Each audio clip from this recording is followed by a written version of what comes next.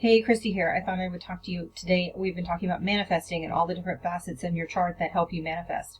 And so these are just something for you to become aware of and conscious of so that you can manifest on purpose in your own specific way, because we're all unique and one of a kind.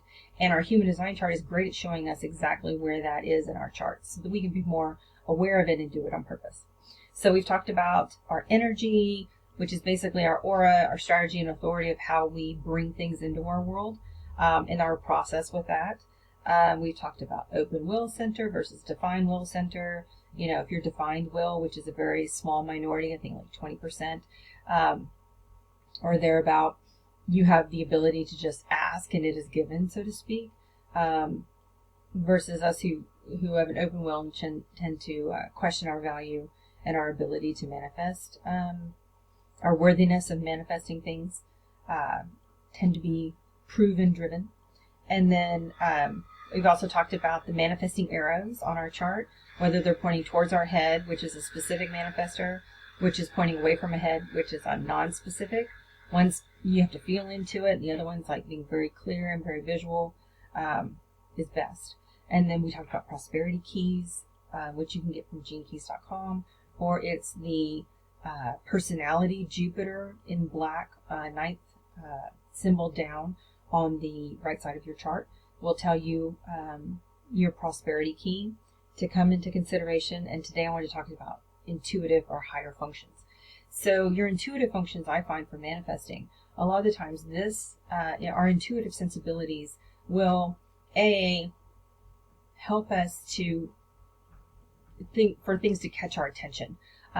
I see intuitiveness is also being able to trust our senses when things come up, saying, ooh, this is good for me, this isn't good for me, I need to pay attention to this. A lot of the times we'll get an intuitive hit before anything else happens.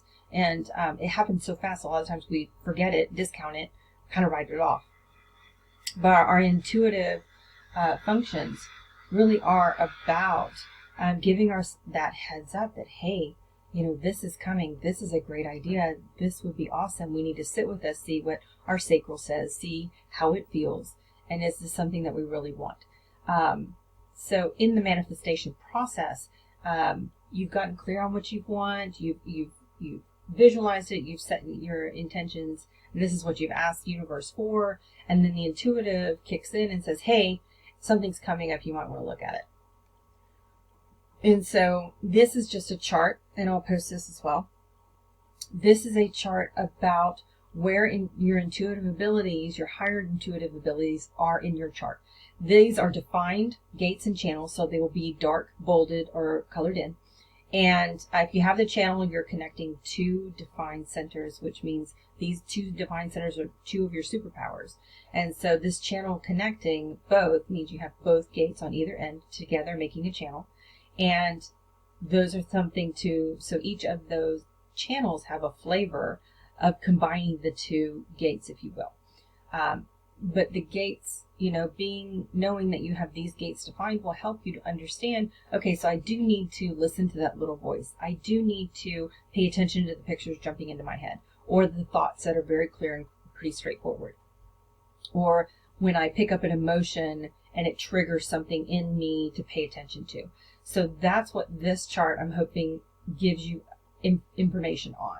So look at these gates, see where they're defined in your chart, and leave them below. I'd love to know if you have a defined will, which means you can ask for whatever you want, and most of the time, if you're emotionally on board, it comes, if it's alignment with your strategy and authority. Also, if you're able to, specific versus non-specific manifestors, which we talked about last time,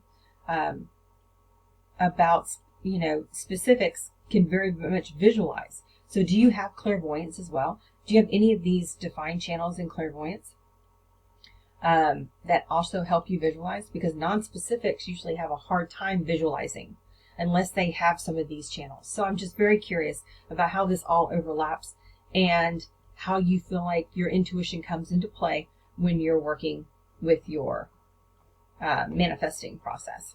Anyway, leave your answers below. I'd love to hear from you, and I'll talk to you soon.